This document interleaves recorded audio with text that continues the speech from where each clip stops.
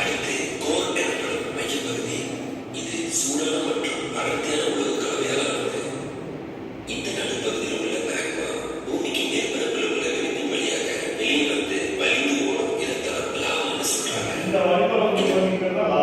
சரியா? வழிபடுறது வெளியே வந்து அது பேர் நம்ம என்ன சொல்றோம்? லாவா. மேக்மா ஏன் பூமியின் தட்டிலிருந்து வெளியே வருது? ஏன்னா பூமியின் அடிப்படையான டெக்டானிக் பிளேட்ஸ்ல ஏற்படும் அசைவுகளே இதற்கு காரணம். அதிகமான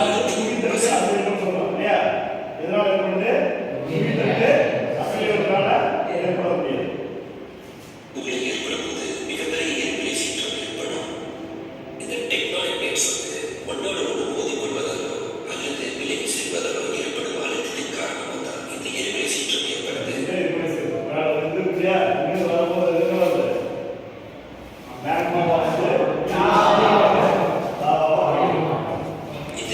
சீற்றத்தினால ஏற்படும் லாவாவின் தன்மை மற்றும் அதில் உள்ள வேதிப்பொருட்களின் தன்மையை வச்சு ஒவ்வொரு எரிமலை சீற்றத்தையும் வகைப்படுத்துறாங்க.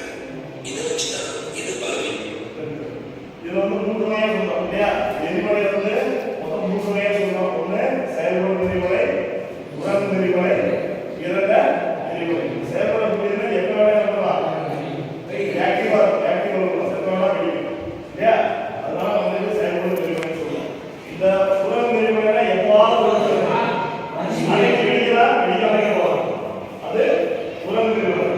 இறந்த எரிமலைனா பல நாடுகளுக்கு முன்பாக செயல்படுத்தும். இப்ப செயல்பாட்டிலே இருக்காது. அதோட வாய்ப்பு லாபாவால முடியும். அந்த வாய்ப்பு முன்னாடி போயிட்டாயும் மழை வந்து அந்த பகுதி முழுவதும் ஏரியாக மாறிடும். அது பார்த்தீங்கன்னா தாவரங்கள் இருக்கும். அப்ப அது இறந்த எரிமலை. புரியுதா? மூன்று வகையாக முடியும். நிலமலை எரிமலை மற்றும் அதிக சக்தி வாய்ந்த எரிமலையை நமக்கு காட்டுறாங்க. இந்த மாதிரி வகைப்படுத்தப்பட்ட எரிமலையின் செயல்பாட்டை கொண்டு மூன்று வகையாக இருக்கிறாங்க. அது என்னன்னா, ஒன்று ஆக்டிவ், ரெண்டு டார்மெண்ட் மற்றும் இன்ஆக்டிவ். ஆக்டிவ் என்னன்னா, ஆக்டிவ் எரிமலைங்கிறது தற்சமயம் செயல்பட்டு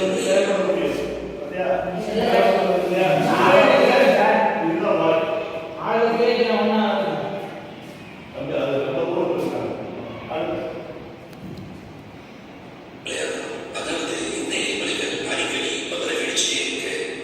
எடுத்துக்காட்டா ஹவாயில் உள்ள கிளாவியா, இத்தாலியில் உள்ள எட்னா மவுண்ட், இப்படி பல ஆக்டிவ் எரிமலைகள் கடந்த 2000 வருஷமா தொடர்ந்து வெடிச்சுட்டே இருக்கு. அடுத்து டார்மெண்ட். டார்மெண்ட்னா தற்போது செயலிழந்திருக்கும் ஆனா எப்போதுமே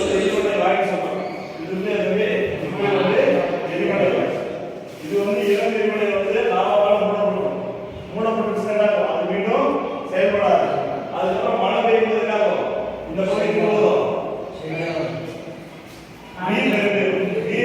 மிகப்பெரிய எரிமலை மாறிடும்.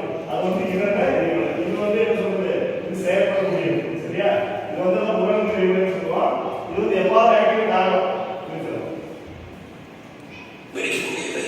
இதுக்கு எடுத்துக்காட்டா mount Kilimanjaro, mount Fuji, mount ரைடர், மவுண்ட் கியா மற்றும் த்ரீ சிஸ்டர்ஸ் போன்ற எரிமலைகள் தற்சமயம் செயலில் இருக்கு. ஆனா எப்போது வேணாலும் வெடிக்கலாம். இதுதான் டார்மெண்ட் எரிமலைன்னு சொல்றாங்க. அடுத்து நம்ம பார்க்க போறது இன்ஆக்டிவ் வல்கனோ, அதாவது எக்ஸ்டிங்க்ட் எரிமலை அப்படின்னு சொல்றாங்க. எரிமலை வந்து இறந்த எரிமலை. இது வந்து செயல்பாடு வராது. சரியா? வாய்ப்பு லாபாவாலும் போகும்.